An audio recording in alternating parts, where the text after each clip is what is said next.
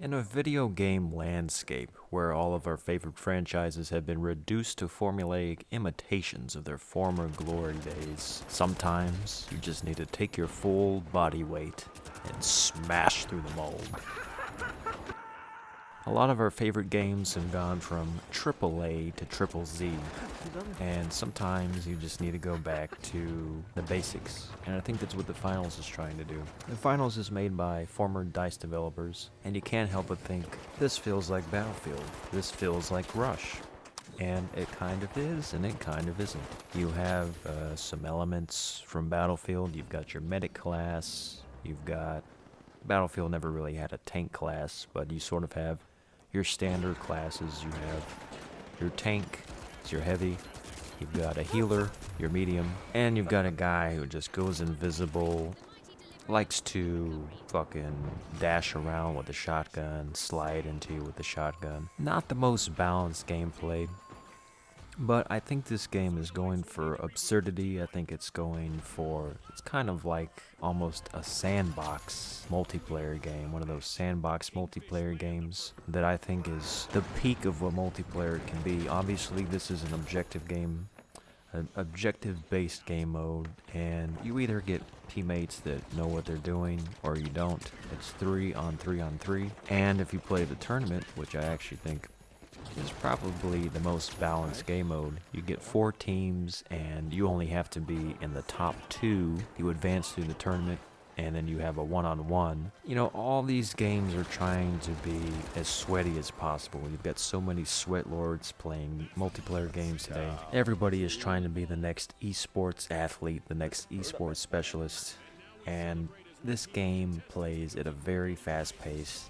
They want you to just get in there, use your tactics, use your gun skill, and it's a very anti-camper game mode. There's a little bit of controlling the objective, but just when you think you're about to win, the floor falls, it crumbles, you get RPG, you get C4'd, somebody smashes through the roof with their bare hands. It's a crazy experience. I like the fact that there's a higher time to kill.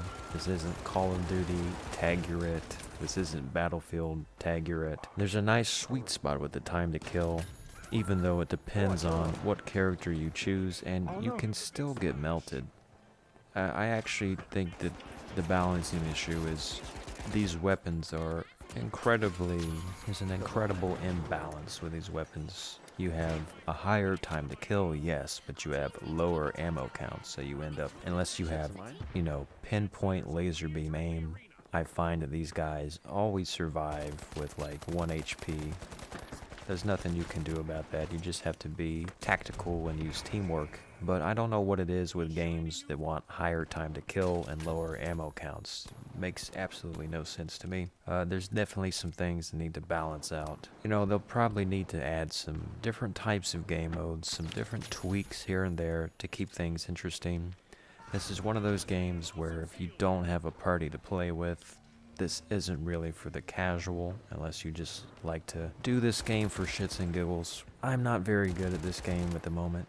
I'm still trying to figure things out. But this is one of those games where you don't have to have a great KD to enjoy it.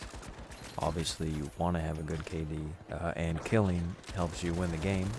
But there's plenty of times where I've won a match with the whole team doing poorly. You can come in and steal the match at the last second.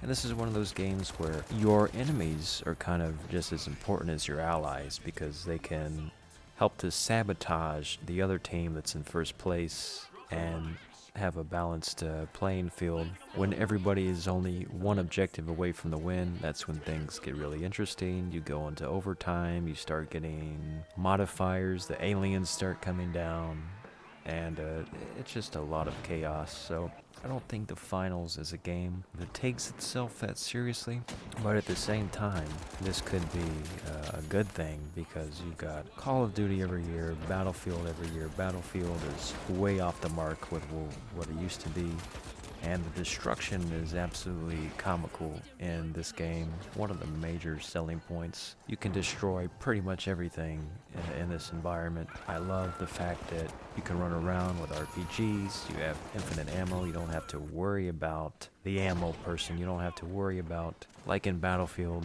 where you need to go and stay close to your teammates in order for them to do their role. Now, you still need to have smart teammates. You can't have teammates that are dying on you, because there's an interesting mechanic where if you die and your team gets wiped, then you get a serious respawn delay. You get like a 20-second respawn penalty. And you see in tournament mode that for every death you start to lose money, and that can really affect you and your standings winning the game. So at first glance it is kind of your standard, you know, capture the objective game mode, but there's some other elements to it that make it very interesting. It's a good, decent gunplay. I don't like the fact that guns these days, they have bloom. The shooting is wildly inconsistent with some of these. You can cross-map somebody with a pistol, and then you could be missing shots up close. They love to eat bullets in this game, and then someone comes along and they one-shot me with a shotgun, or they kill me spamming their katana. It's a game that,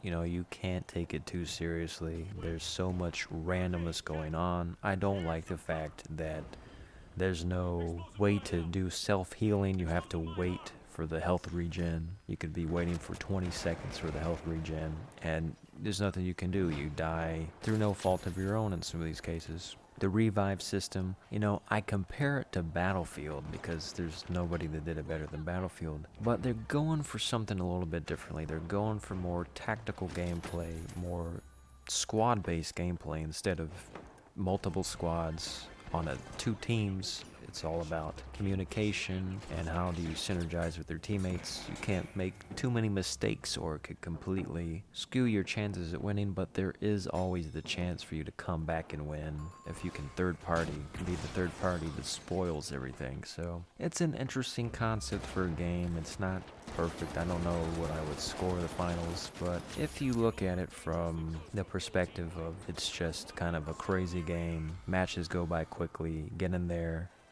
get some kills, blow shit up. There's leaderboards, there's stat tracking, there's tournaments, there's probably a good roadmap for this game. And the fundamentals are pretty good. They could definitely balance some things out more, because at the moment you have people running around with shotguns, going invisible, just absolutely spamming with no cooldown whatsoever. And you know, if you don't have a good team, then you can win with randoms. Every once in a while you can get some randoms to help you out, but this is one of those games where it's not so much catered to the casual. It would certainly seem this is trying to be the next esports darling of some sort. But it's better than Call of Duty for $70. I think that's pretty clear. It's somewhere in between what I would call the poor man's Battlefield, but at the same time, it could be the next best thing to Battlefield. There's obviously a lot of indie games. You have BattleBit Remastered on PC. You have a lot of other games that are trying to be like Call of Duty. They're trying to be like Battlefield.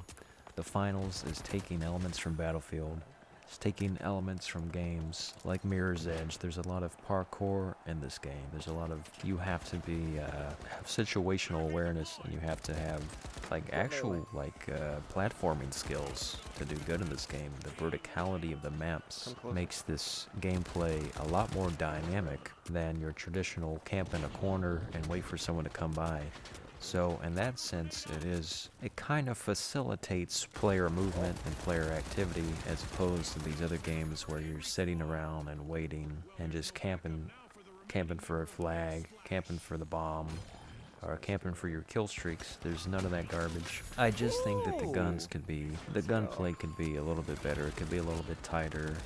And I don't really like the class-based multiplayer unless it's something like Overwatch. I like games where everybody is on a level playing field, and that's not really where the finals is.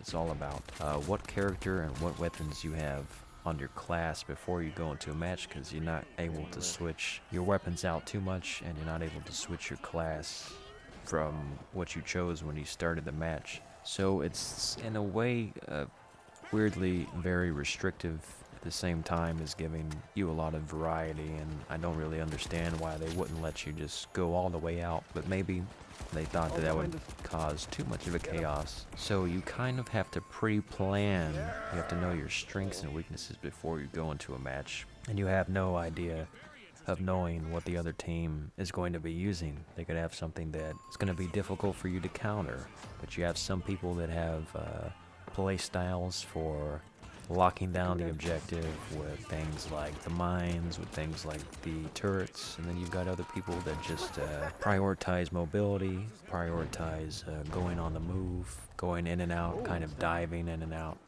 Or me, I just like to go and smash straight through shit and, you know, just play in the most chaotic way possible. Just playing like a madman, so I don't know, either you think that the finals is fun or you don't. It's maybe not going to be the most fun experience if you're playing alone and trying to win, but I think this game can still be enjoyable even in times where you get second place, as long as you're enjoying the core mechanics of the game. The core mechanics are pretty good, but you know, this isn't the next.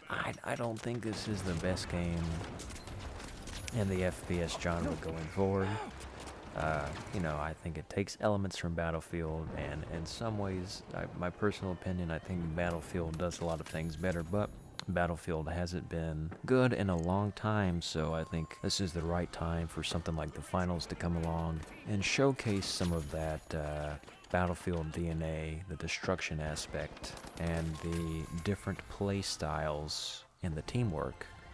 Those are all good elements, so I don't know how to score the finals. It's looking decent for right now, and hopefully this game gets some support. Hopefully the developers stick with it. I'm sure they will. They seem to be rather passionate about it. There's a lot of crazy highlights that people can get on this game, and we live in a TikTok brain world where people only have short attention spans, so for at least this moment, the finals is going to get some much needed, much deserved attention.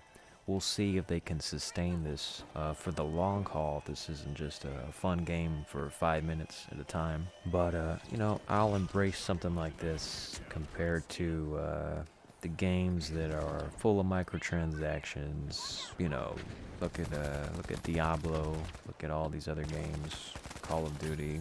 They don't even try to hide, they don't care about the player base. The same old garbage. Something like this, it's a little bit refreshing. I'm still kind of mixed on it, but I do kind of enjoy. It's simultaneously very mindless, or at least I'm playing the game in a very mindless way. But it's also a game that does require some strategy if you want to play it at the highest level. And there's so much randomness going on that kind of makes it for something more than just competitive. Not quite as random as Battle Royale, which is really you just spawn in and it's luck of the draw. This is somewhere in between, somewhere in the sweet spot of if you know what you're doing, if you understand the map layout, if you have good communication, and if you have a little bit of skill, and you look out with having the right amount of chaos, the right amount of entropy that's being created in the matches.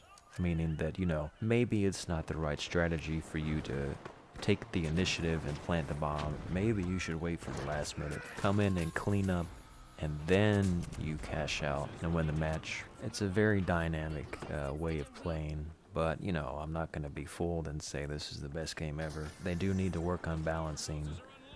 They can add some more classes, they can add some more weapons. I think if they keep the formula the way it is, it's just okay, but it's not, you know, it doesn't have the balance of Battlefield. The only issue with Battlefield was you have to have good teammates, but the way that Battlefield was designed, there was always going to be someone playing medic, there was always going to be someone doing ammo, there's always going to be someone doing demolition, and they have a little bit of that design here where it kind of becomes obvious that you're going to need someone for healing, but sometimes you don't even have that, so everybody can revive, but you have to wait 10 seconds to revive. What's really cool though is you can pick up someone's body and take it away and revive them in a safe place. That's a cool feature. We're starting to see that more in games now. That is kind of an upgrade from the Battlefield formula, being able to just pick up someone's body and take them to safety. That's a cool feature. You've got the cool little announcers talking shit to you, saying stuff like, you know, you squad wipe them, and it's like, kind of like in Multiverses a little bit, and kind of like in Overwatch, the games with these announcers are kind of funny. I really like that element of it too. I don't know, Finals is alright. A free-to-play game. Pretty good for the value, free-to-play. And I want to see where they can go with it.